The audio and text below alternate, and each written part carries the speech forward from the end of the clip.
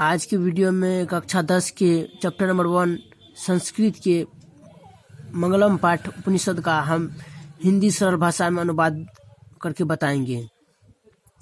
देखिए, उपनिषद वैदिक वाड्मस्य अंतिमे भागे दर्शन शास्त्र से सिद्धांतन पर्कयन्ति सर्वोत्परम पुरुषस्य परमात्मना महिमा प्रधानतया ज्ञाते तेन परमात्मना जागत व्याप्त मनुशासितम चास्ति स एव सर्वेषां तपसां परम लक्ष्यम अस्मिने पाठे परमात्मं परा उपनिषदम पद्यात्मक पंच मंत्रा संकलित सन्ति।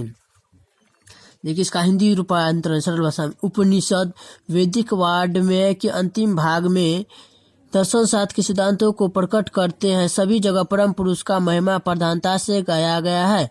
उन परमात्मा के द्वारा सारा संसार व्याप्त है और अनुशासित है।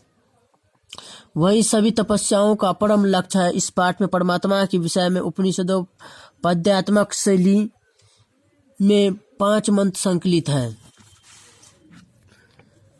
हिरण्मयन पात्रेण सत्यस्फीतम मुखम तत्वम पुष्पापीर्णो सत्य धर्म दृष्टि। इसका हिंदी रूपांतर। हे सूर्य, ज्योति में आवरण से ढके हुए सत्य के मुख को सत्य धर्मान को प्राप्त करने के लिए उसे हटा दे।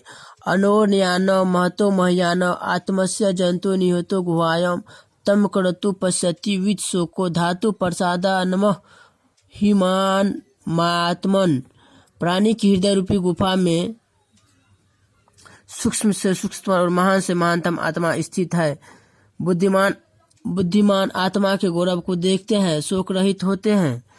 आगे देखिए, सत्य में जयते नान्तरम सत्यन पंथा विततो देवायन येना किरम ऋषियो हाप्ता कामा यत्र तत् सत्य से परम निधानम। इसका हिंदी रूपांतरण। सत्य जीता है, असत्य नहीं। सत्य के द्वारा देवताओं के सवारी रूपी मार्ग का विस्तार होता है। इसके द्वारा ही ऋषियों ने सांसारिक इच्छा और आसक्तियों को त्याग दिया है। यहाँ ही वही सत्य है। यथा नज्ञ शयन्दमाना समुद्रे उष्टम गाछन्ति नाम रूपे विहाय तथा विद्वान नाम रूपाद विमुक्ति परात्परम पुरुषमु पेति दिव्यम। जैसे नदियां नाम को छोड़कर प्रभावित होती हुई समुद्र में विलीन हो जाती है, विद्वान नाम रूप से विमुक्त होकर परम तत्व में विलीन हो जाते हैं या प्राप्त होते हैं। वेदा मेतम पुरुषम महानतम आदि त्वर्णम तपसम परस्तात। आगे, त्वमे विदित्वाति मृत्यु मेति नान्य पंथा विद्यते उन्नय। इसका हिंदी रूपांतरण देखिए। हम लोग रात्रि के पश्चात सूर्य को देखते, ऐसा ही महान पुरुष वेद है। उसको जानकर मृत्यु को पार कर जाता है, अन्य मार्ग नहीं जाने जाते। देखिए, इससे जितना ऑब्जेक्टिव क्वेश्चन बनता है इसका हम पूरा सॉल्यूशन करवा देते हैं। यानी कि बोर्ड एग्जाम में इससे बार बार क्वेश्चन पूछता है और ये सब जो इम्पोर्टेंट उसको हम बताएंगे। देखिए, मंगलम पाठ क्या है? उपनिषद है। ऑब्जेक्टिव में पूछ सकता है मंगलम पाठ क्या है? उपनिषद है। देखिए, और इससे जो देखिए इसमें देखिए सूर्य जो कौन चीज से ढका हुआ, ऑब्जेक्टिव में पूछ सकता है सूर्य कौन चीज से ढका हुआ है? सूर्य ज्योति में आवरण से ढके हुए, यानी कि सूर्य कौन चीज से ढका हुआ है? ज्योति में आवरण से।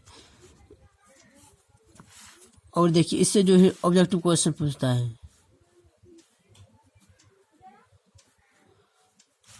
यानी कि कौन जीतता है? सत्य।